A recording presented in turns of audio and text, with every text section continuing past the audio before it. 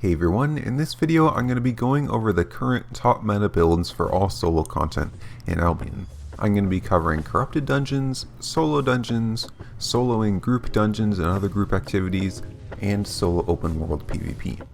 Now a brief disclaimer before we start, the best solo builds are always going to be the ones that you enjoy playing the most, but if you really want the top meta builds of the current patch, here they are. Starting with Corrupted Dungeons, the top meta build is definitely the one-handed mace currently. Really, this build has a lot of different variations that work, but a general good and cheap build is Mage Cowl, Caerleon Cape, Mist Collar, Assassin Jacket, one-handed mace, and Assassin Shoes. For food, it's usually omelets, and for potions, it really depends on the matchup. Usually, for top tier players, like to bring healing, resistance, and poison potions. If you're doing stalkers or hunters and only want to bring one potion, I would suggest bringing poison potions.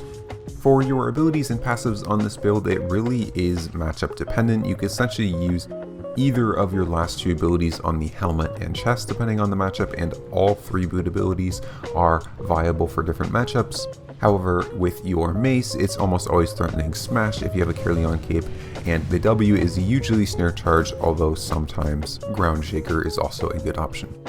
For your passive, if you're in a matchup that's going to be long and you're going to struggle with energy, go energetic passive. If there's lots of things that you need to look to interrupt, go stunning strike.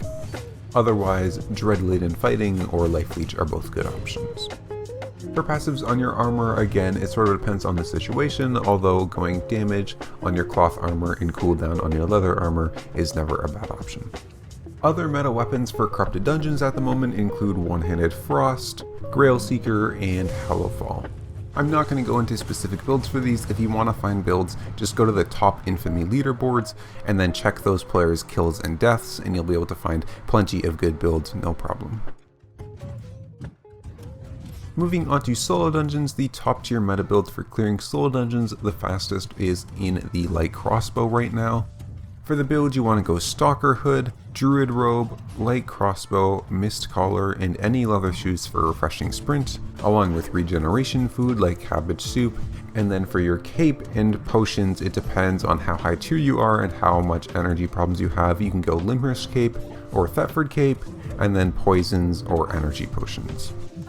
My suggestion would be start out with Thetford Cape and energy potions, and then see if you need to switch into more mana regen or less. For your abilities on your Stalker Hood, you want Mortal Agony. For your Druid Robe, you want Obsessive Burst. And your shoes, you want Refreshing Sprint. On your crossbow, go Explosive Bolt, Caltrops, and then the Well Prepared passive, with your armor passives on cooldown reduction on the leather and damage on the cloth. A lot of the effective clear speed with light crossbow in solo dungeons comes from the well prepared passive combined with explosive bolt on the Q, so really the most efficient clearing comes down to practicing always getting the double Q off when you hit that 4 stacks on your passive. Other notable solo dungeon clearing builds include the one-handed spear and spirit hunter. You can see example builds on screen for them here. Moving on to soloing group activities like group dungeons and group Avalonian chests in the Avalonian roads, there are two styles of meta builds. The first is single target focus, where you kill one mob at a time, and the second is sustained AoE, where you do a lot of damage in AoE and kill them all at once rather slowly. For the single target focus build, we have the one-handed dagger with Assassin Hood, Hunter Jacket, Assassin Shoes, Limhurst Cape, Torch, and one-handed dagger, using roasts as the food and energy potions as the potions. For skills, you have meditation on your Assassin Hood, haste on your Hunter Jacket, and then refreshing sprint in 90% of situations on your shoes, although in some you need the iframe with dodge roll as well. For your abilities on the dagger, the Q is deadly swipe. The W, you have two options, either throwing blades if you're against multiple enemies at once, or if you're against a boss and need an iframe, using shadow edge. For your passives on your dagger, normally it's deep cuts, although the other three passives can also work well for bosses. And then for your armors, it's balanced mind on your hood and shoes, and then quick thinker on your chest. For the second style of soloing group activities, killing them all at once, it's hard to pin down a meta build because a lot of this is done in yellow zones in things like static and solo dungeons. And so most people just use whatever they have the highest IP in because that's going to be the most effective. That being said, all of these builds share a common trait, which is roasts for the food and a Hellion jacket along with an armor pierce or damage amplification. For example, one of the best builds in my opinion right now is the Spirit Hunter with the Scholar Cowl, Hellion jacket and Assassin shoes, Thetford cape, pork roasts, and poison.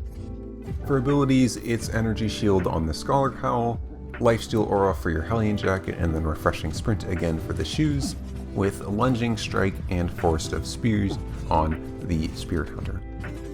For passives, your spear is Life Leech, and the armor is, as with many of the other builds we've covered, damage on the cloth and cooldown on the leather. The last category we have in this video is solo open world PvP and ganking, and really there are two top tier meta builds for this activity at the moment.